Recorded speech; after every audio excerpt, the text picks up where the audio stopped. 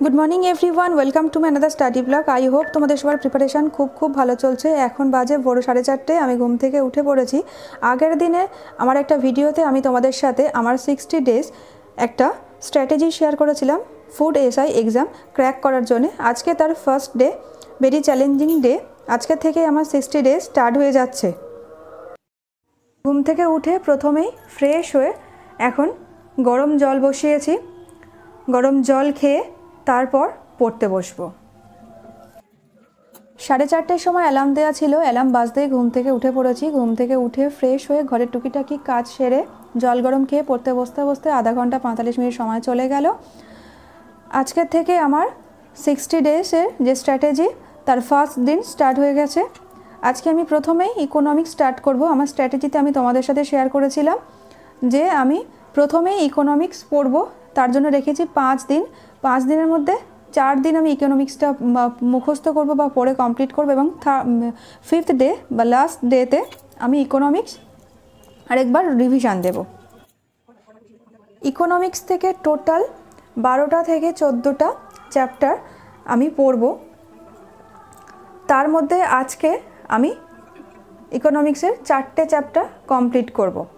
যেহেতু 4 দিনের মধ্যে আমার ইকোনমিক্সটা কমপ্লিট করতে হবে, তাই যদি আমি 4টে করে চ্যাপ্টার পড়ি অ্যাটলিস্ট আমার 4 দিনে কমপ্লিট হয়ে যায়। 4 16টা হওয়ার কথা। যদি একদিন কোনো বাই চান্স হয়তো কোনো একটা দিনে তো বড়ো চ্যাপ্টার থাকলে হয়তো 4টে পারলাম না, 3টে পারলাম। তাই আশা করছি 14টা চ্যাপ্টার আমার 4 দিনে কমপ্লিট হয়ে যাবে।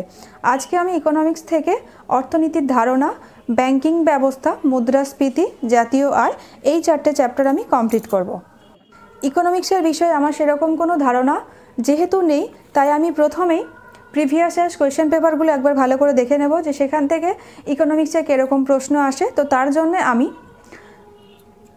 কার্তিক চন্দ্রের যে বই আমি ফলো করি এমসিকিউর জন্যে, সেই বই থেকে আমি আগে দেখে নেব যে প্রিভিয়াস ইয়ার্স কোয়েশ্চেন পেপারে বিভিন্ন এক্সামে ইকোনমিক্স থেকে কেমন কি প্রশ্ন আসে। তাহলে আমার একটা বেসিক কনসেপ্ট বা নলেজ তৈরি হয়ে যাবে। তাহলে আমি সেই মতো পড়বো ইকোনমিক্সটা।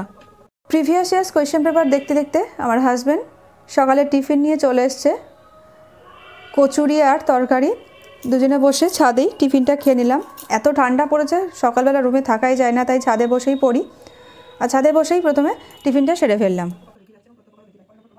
প্রিভিয়াস ইয়ার্স কোয়েশ্চেন পেপারগুলো দেখে যা মনে হলো ইকোনমিক্স থেকে কনসেপচুয়াল প্রশ্ন বেশি দেয়, তাই খুব ভালোভাবে বুঝে ইকোনমিক্সটা পড়তে হবে। এখানে বাস্তবিক প্রশ্ন বেশি দেয়।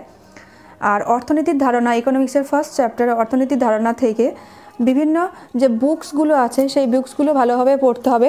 যেরকম an enquiry into the nature and causes of wealth of nation, এই বইটি কার লেখা। তারপর অমর্ত্য সেনের কিছু বই আছে, সেই বইগুলো পড়তে হবে। দাদাভাই নওরোজির লেখা poverty and unBritish rule in India, এগুলো ভালোভাবে পড়তে হবে। এটা হচ্ছে অর্থনীতির ধারণা থেকে।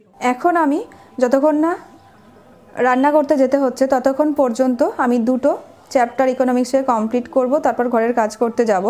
মোটামুটি আমার অর্থনীতির ধারণা ফার্স্ট চ্যাপ্টার পড়া হয়ে গেছে। এখন আমি ব্যাংকিং ব্যবস্থা পড়ব। ব্যাংকিং ব্যবস্থা থেকে আমাদের খুব ভালো প্রশ্ন দেয়। ব্যাংকিং ব্যবস্থা থেকে আরবিআইয়ের গঠন এবং কার্যাবলী, এগুলো একটু ভালোভাবে দেখে নেব। ভারতের ব্যাংকিং ব্যবস্থা যেরকম ভারতীয়দের দ্বারা কবে ব্যাংক গঠিত হয়েছিল, বা সম্পূর্ণ ভারতীয় মূলধনের দ্বারা কোন ব্যাংক কত সালে প্রতিষ্ঠা হয়েছিল, এই সালগুলো এখান থেকে একটু মনে রাখতে হবে। এখান থেকে প্রশ্ন আসে। এছাড়াও কমার্শিয়াল ব্যাংক, শিডিউল ব্যাংক, নন শিডিউল ব্যাংক, এগুলো একবার ভালোভাবে পড়ে নেব। WBCS প্রিলিমস এক্সাম দিয়ে যা বুঝলাম, কোনো সাবজেক্টই ওপর পড়লে হবে না, খুব ভালোভাবে ডেপথে গিয়ে পড়তে হবে। এক্সামের প্যাটার্ন যেভাবে চেঞ্জ হচ্ছে বলাই যায় না, হয়তো ফুড এসআইতে হয়তো ইকোনমিক্স থেকে বেশি প্রশ্ন দিতে পারে। তাই কোনো সাবজেক্টকে হালকাভাবে নেওয়া যাবে না, প্রত্যেকটা সাবজেক্ট ইকুয়ালি খুব ভালোভাবে পড়তে হবে। ইকোনমিক্সের বাংলায় সেরকম ভালো বই আমার জানা নেই। আমি প্রথমে তুজাম্মিল হোসেন কিনেছিলাম। ওই বইটা পড়ে আমার হাজব্যান্ড জব পেয়েছে, এখন বর্তমানে ক্রেতা সুরক্ষা দপ্তরের অফিসার। আমি সমস্ত সাবজেক্ট ওর কাছ থেকেই দেখে নিই, ও সমস্ত কিছুতে হেল্প করে আমার হাজব্যান্ড আমাকে বললো যে ইকোনমিক্স শুধু উপর পড়লে হবে না, ভালোভাবে কনসেপ্ট ক্লিয়ার করেই পড়তে হবে, না হলে প্রশ্নের উত্তর করা যাবে না। ইকোনমিক্সে 2টো চ্যাপ্টার কমপ্লিট করে এখন চলে এসেছি রান্না করতে। হাজব্যান্ড মটন নিয়ে এসছে, মটন রান্না করছি, আর ভাতটাও বসিয়েছি। আর অন্য কোনো রান্না করব না, 2-3টে রান্না করার সময় এখন নেই। রান্না করে স্নান সেরে এখন চলে এসেছি পুজো করতে, ঠাকুরের পুজো দিয়ে নেব।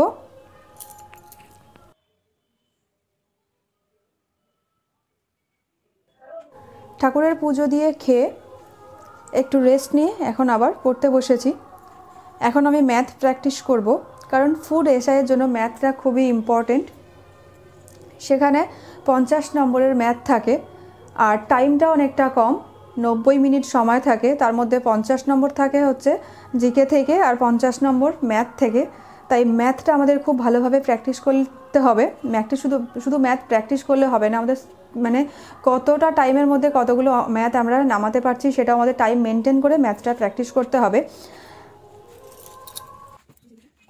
আমি যে 60 ডেজ স্ট্র্যাটেজি শেয়ার করেছি তার মধ্যে প্রত্যেক দিন 2 ঘন্টা থেকে 2.5 ঘন্টা আমি ম্যাথ প্র্যাকটিস করব, এবং শুধুমাত্র 10 দিন রাখবো শুধু ম্যাথ প্র্যাকটিস করার জন্যে। মানে 50তম দিনের মধ্যে আমার বাকি সাবজেক্টগুলো সব কমপ্লিট হয়ে যাবে, আর তারপরে 50 থেকে 60তম দিন মানে 10 দিন আমি শুধু রাখবো ম্যাথ প্র্যাকটিস করার জন্যে। আজকে আমি ম্যাথ থেকে প্র্যাকটিস করব পাইপ অ্যান্ড ক্রিশ্চান। চ্যাপ্টারটা খুব একটা বড় না, মোটামুটি 30 থেকে 40টা ম্যাথ প্র্যাকটিস করলেই এনাফ। আমি ম্যাথ প্র্যাকটিস করি ইউটিউবের বিভিন্ন চ্যানেল থেকে। আমার কোনো একটা চ্যাপ্টার ম্যাথ যখন প্র্যাকটিস করতে বসি, যে ইউটিউবের যে স্যারের ক্লাস ভালো লাগে সেই ক্লাসটা দেখি, এবং নোটের ওপরে যখন ম্যাথগুলো আমি তো লিখে ম্যাথগুলো প্র্যাকটিস করি, প্রথমে প্রশ্নটা লিখি, তারপর ম্যাথটা সলিউশন করি, এবং আমি সেই চ্যাপ্টারের ওপরে লিখে নিই যে আমি কোন মানে ইউটিউব চ্যানেল থেকে আমি ম্যাথ প্র্যাকটিস করেছি বা সলিউশনগুলো করেছি। তাহলে পরের বার যখন কোনো অসুবিধা হয় তখন সেই চ্যানেলে গিয়ে একবার দেখে নিলাম, এতে আমার সুবিধা হয়। আর আমার হাজব্যান্ডের কাছে প্রথম ম্যাথ প্র্যাকটিস করতাম, কিন্তু ও তো খুবই ব্যস্ত, অফিস, তারপর নিজের পড়াশুনো থাকে, তাই এখন আমি ওকে খুব একটা ডিস্টার্ব করি না। যেগুলো খুব প্রবলেমেটিক যে ম্যাথগুলো সেগুলো ওর থেকে দেখে নিই, নাহলে বাকিগুলো আমি ইউটিউব থেকেই দেখি। ম্যাথ প্র্যাকটিস করে আমি এখন একটু কারেন্ট অ্যাফেয়ার্স পড়ব। আজকে আমি কারেন্ট অ্যাফেয়ার্স থেকে পড়ব ওমেন্স রিজার্ভেশন বিল 2023, যেটা কিছুদিন আগেই পার্লামেন্টে পাস হয়েছে।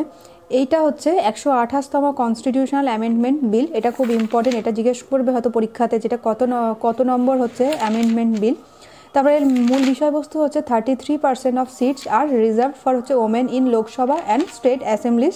এটাও পরীক্ষাতে জিজ্ঞেস করতে পারে কত %। তারপর এটা হচ্ছে কত তারিখে পাস হয়েছে, 19 সেপ্টেম্বর 2023 লোকসভা ইন্ট্রোডিউস করেছে।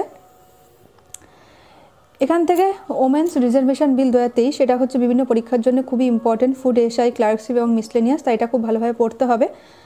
আর আজকের ভিডিওটা এই পর্যন্তই। আমার ভিডিওগুলো যদি তোমাদের ভালো লেগে থাকে এবং যদি ইনফরমেটিভ মনে হয় তাহলে প্লিজ লাইক করো, কমেন্ট করো এবং শেয়ার করো, সাবস্ক্রাইব করো। টাটা।